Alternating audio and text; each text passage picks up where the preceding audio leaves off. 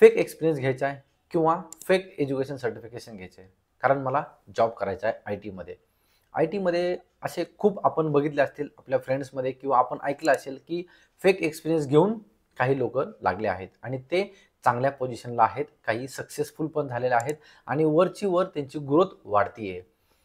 But आता हे बघून म्हणजे तुमच्या मनात पण आलं असेल की यार आपण पण फेक एक्सपिरियन्स घ्यावा आणि आपण पण आय टीमध्ये जॉब स्टार्ट करावा किंवा एंट्री करावा, असं जर तुमच्या मनात असेल ना, तर आज आज आपण प्रॉपर डिस्कस करणार आहोत की तुमच्या मनातला पूर्ण इन डिटेल जो डाऊट आहे किंवा एक्सपिरियन्स लेटर घेतल्यानंतर काय होणार पुढे, मला जॉब भेटेल, मला काय प्रॉब्लेम्स येणार, काय सोल्युशन काय आहे, ते आपण इन डिटेल बघूयात. ओके, सो अशाच व्हॅल्युएबल व्हिडिओसाठी चॅनलला सबस्क्राईब करा आणि व्हिडिओ लास्टपर्यंत बघा, खूप इम्पॉर्टंट टॉपिक होणार आहे. दोन पॉईंट आहेत एक्सपिरियन्स घ्यायचा. फर्स्ट पॉईंट आहे as a fresher. As a fresher काय आहे की ॲज अ फ्रेशर्स थोडे ऑपॉर्च्युनिटी कमी असतात, म्हणून आपल्याला काय वाटतं की आपण एक्सपिरियन्स घेतला पाहिजे. एक्सपिरियन्स घेतला तर आपल्याला काय होईल, 1-2 वर्षाचा एक्सपिरियन्स घेतला तर काय होईल की आपल्याला एक चान्सेस भेटतील की आय टीमध्ये एंट्री करण्यासाठी.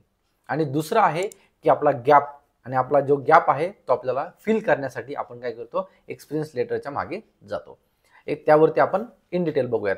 सो फर्स्टली बघूयात आपण की जर तुम्ही फ्रेशर आहेत आणि तुम्हाला एक जॉब भेटत नाहीये, तर मग आपण काय करतो की 2 वर्षाचा एक्सपिरियन्स लेटरची हे करतो. खूप साऱ्या कमेंट्स आलेत, मला कॉल्स आले, मला मेसेज आले, त्यामुळेच हा व्हिडिओ मी आज बनवतोय. ओके, तर तो व्हिडिओ लास्टपर्यंत बघा. आणि मग आपण काय करतो की 2 इयरचा एक्सपिरियन्स कुठल्या तरी एखाद्या कंपनीकडून आपण घेतो. आणि काय होतं ना की एक तुम्हाला माहित नसेल की हर एक कंपनी एक मीडियम स्किल असेल किंवा एमएनसी कंपनी असेल, ती बॅकग्राऊंड व्हेरिफिकेशन करते आणि ते स्वतः नाही करत, त्यांची एक थर्ड पार्टी एक टीम असते जे की बॅकग्राऊंड व्हेरिफिकेशन, त्यांचे प्रॉपर बॅकग्राऊंड व्हेरिफिकेशन करते. तर काय होतं ना, जर समजा तुम्ही ज्या कोणत्या कंपनीकडून तुम्ही ते डॉक्युमेंट घेतले आहे, तर त्या कंपनीला ते डायरेक्टली मेल करता किंवा फिजिकली जाऊन ते बघता की तिथे ती कंपनी आहे की नाही.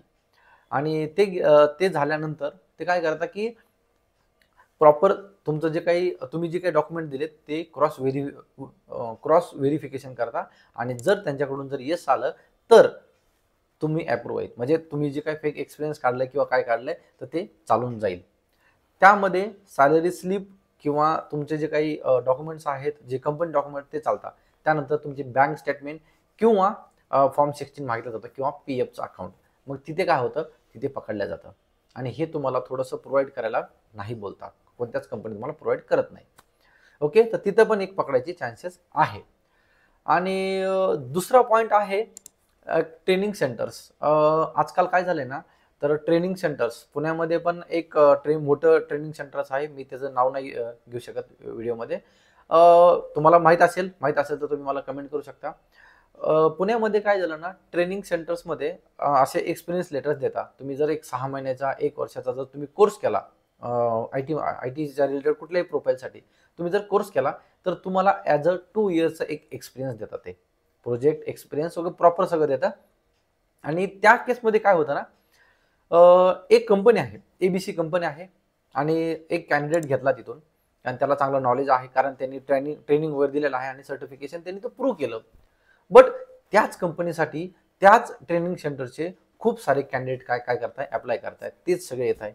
मग इथे काय होतं, एक डाऊट येतो कंपनीला, अरे एकाच ट्रेनिंग सेंटरचे एकाच म्हणजे जे काही एक्सपिरियन्स आहे तो घेऊन येत आहे, हे ॲक्च्युली म्हणजे फेक आहे की खरं आहे. हे तिथे ते इन डिटेल चेक करता आणि जेव्हा हे त्यांना समजलं की यार नाही हे फेक आहे, तेव्हा किती असो तुम्ही 6 महिने तिथे जॉब केलाय, एक वर्ष केलाय किंवा 2 वर्ष केलाय, ते तुम्हाला तिथं फायर करू शकता.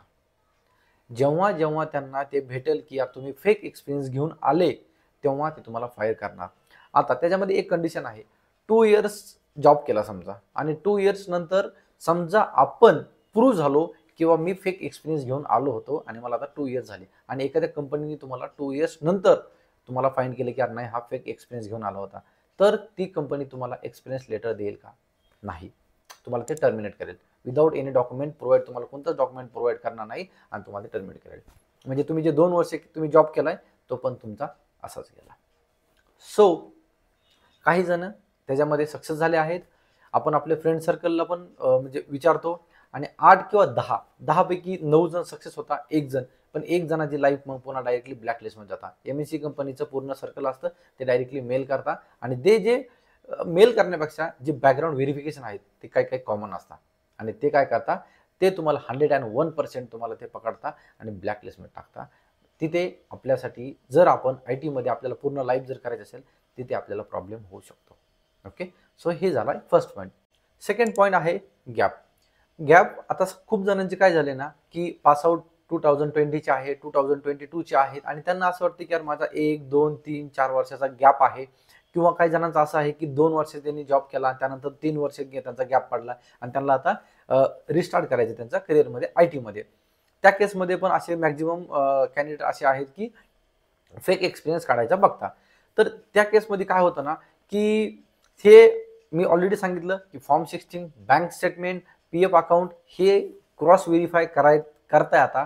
आणि जर समजा तुमच्या एखाद्या कंपनीने तुम्हाला जर समजा अप्रूव्ह केलं, लक बाय चान्स एक मी ऑलरेडी सांगितलं की 10 पैकी 9 जण होतील, पण तुमचा नंबर म्हणजे तुम्ही लकी किंवा अनलकी असाल हे अप टू यू आहे. सो जर समजा असं झालं तर तुम्हाला काय वाटतंय, कारण मला गॅप आहे म्हणून मी फेक एक्सपिरियन्स काढू आणि मग आपण इंटरव्ह्यू जाऊ. मी ऑलरेडी असे काही म्हणजे व्हिडिओज दिला आहे की बाबा गॅप जर असेल ना तरी पण मोठ्या मोठ्या कंपनी तुम्हाला ऑपॉर्च्युनिटी देता, तुम्ही अप्लाय करायला पाहिजे.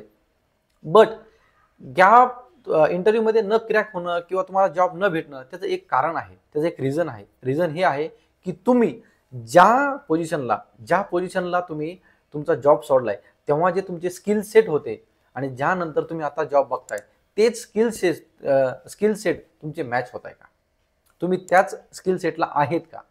So that is very important की तुम्हाला तेवढे टूल्स टेक्नॉलॉजीज तेवढं तुम्ही फ्रेंडली आहात का त्यासोबत, की तुम्ही 2 वर्ष झालं त्या टूल्स आणि टेक्नॉलॉजीला हात नाही लावला आणि आता परत करताय की यार नाही माझा गॅप पडलाय म्हणून नाही, बट तुम्ही तिथे आहात का. Okay, where are you now. So जो तुम्ही जिथून सोडलं होतं जर तिथे तुम्ही असाल तर तुम्हाला जॉब ऑपॉर्च्युनिटी नक्कीच भेटेल. बट तुमचा गॅप आहे आणि तुम्हाला टेक्नॉलॉजी काही येत नाही, तुम्ही फेक एक्सपिरियन्स घेऊन आला, 101% तुम्हाला कुठून आज ना उद्या तुम्ही पकडलं जातात आणि तुम्ही स्वतःलाच परत अजून काय करताय, तुम्ही एकदम बॅड सिच्युएशनमध्ये टाकायचा प्रयत्न करताय. सो ॲज अ फ्रेशर असो या गॅप असो, सो मी हेच करेल की तुम्ही फर्स्ट तुमचं हे प्रायोरिटी असली पाहिजे की तुम्ही टूल्स टेक्नॉलॉजीज थोडेसे हे करा. तुमचं कम्युनिकेशन आपल्याला गॅपला ओव्हरकम कसं करायचे, जे तुमच्या रिअल लाईफमध्ये जी पण तुमची सिच्युएशन झाली आहे, तुमच्यासोबत गॅप पडलाय, कशामुळे पडलाय, काय पडलाय, जॉब सर्च करतोय ह्यामुळे जर गॅप पडला असेल ना तरी पण तुम्ही ते एक्सप्लेन करू शकता. तुम्ही ते इंटरव्ह्यूमध्ये कसं टॅकल करता त्यावरती पण खूप जास्त इम्पॉर्टंट आहे. असं नाही की फक्त तुम्हाला एक्सपिरियन्स लेटर भेटलं म्हणजे तुम्हाला जॉब हे भेटणार आहे. हां, थोडीशी कंडिशन आहे मार्केटमध्ये, बट विनाकारण तुम्ही तुमचं करिअर धोक्यात नका टाकू. खूप सारे आहेत, स्कॅम चालू आहेत, ते पण तुम्ही थोडंसं जरा त्यामधून पण अवॉइड केलं पाहिजे. कुठेतरी पैसे द्यायचे, कोणीचं एक्सपिरियन्स लेटर घ्यायचं किंवा काय करायचं आहे, ते तुमचं व्हेरिफिकेशन व्यवस्थित करून देतील का हे पण माहीत नाही आपल्याला. विनाकारण 1,50,000 40,000 असे देऊन लोक झालेले आहेत लोकांबरोबर. असं हे तुमच्यासोबत पण असं घडू नये त्यामुळे मी हे तुम्हाला सांगतोय. सो माझं जर सजेशन असेल तर मी सांगेल की जर फेक एक्सपिरियन्स असेल तर तुम्ही तिकडे जाऊ नका, तुमचे स्किल्स अपग्रेड करा. जर समजा तुमचा फ्रेंड फेक एक्सपिरियन्स घेऊन जर तो IT मध्ये सक्सेस झाला असेल आणि तुम्हाला माहीत नाही की तुम्ही लकी किंवा अनलकी आहात किंवा तुम्ही पकडले जाईल की काय, बट ती एक रिस्कच आहे. जर तुम्ही ती घेतली रिस्क तर विनाकारण तुमचं करिअर म्हणजे झालं सक्सेस तर ठीकच आहे, but that is not my suggestion की मी सांगणार नाही की तुम्ही ते कराच म्हणून. बट मी हे सांगेल की तुम्ही स्वतःला अपग्रेड करा. आज ना उद्या तुम्ही एक्सपिरियन्स घेतला का नाही घेतला का, तुम्हाला स्किल्स अपग्रेड करावं लागणार. तुम्ही फेक एक्सपिरियन्स घेतला किंवा न घेतला काय, सो त्यावरती जर जास्त तुम्ही फोकस केला ना तर तुम्हाला IT मध्ये म्हणजे खूप जास्त चान्सेस आहेत की तुम्ही ते सक्सेसफुल व्हा. खूप जास्त इम्पॉर्टंट व्हिडिओ होता हा. सो तुम्हाला आवडला असेल तर लाईक करा. तुमच्या फ्रेंड्स बरोबर पण काय असं तुम्हाला जर ते वाटत असेल त्यांना पण शेअर करा, त्यांना पण हेल्पफुल होईल. आणि चॅनलवरती नवीन असाल तर चॅनलला सबस्क्राईब करा आणि जो पण तुमचा डाऊट आहे ते मला कमेंटमध्ये सांगा. मी नक्कीच तुम्हाला रिप्लाय द्यायचा प्रयत्न करेल. Thanks for watching. Bye bye.